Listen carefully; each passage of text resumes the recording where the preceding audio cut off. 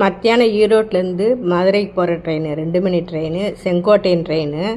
அது 6 மாதமாக அது போகலைன்னு சொல்கிறாங்க. போனால் அப்புறம் திண்டுக்கல் வரையும் போகுதுங்கிறாங்க. கரெக்டான அதுக்கு அலௌன்ஸ் பண்ண மாட்டேங்கிறாங்க. நாங்கள் போன வாரம் போயிட்டு திரும்பி வந்துட்டோம். பஸ் ஸ்டாண்ட் வந்து அப்புறம் பஸ் ஏறி போனோம். ட்ரெயினை நம்பி போய் நிறையா பேர் அப்படி போய் திரும்பி திரும்பி வராங்க. அது இன்னும் வேலை நடந்துகிட்டே தான் இருக்குது போல். அதை நம்பி யாரும் போக வேண்டாம். ஆனால் கரெக்டாக அவங்க அலௌன்ஸ் பண்ணணும்னு பண்ணுறதில்ல. திண்டுக்கல்லையே போகுது, பாதி தூரம் போகுது. ஒரு நாளைக்கு சுத்தமாகவே போகிறதில்ல. இது எவ்வளோ நாளைக்கு இந்த வேலை நடக்குமோ தெரியல. கரெக்டான இது சொல்லவே மாட்டேங்கிறாங்க.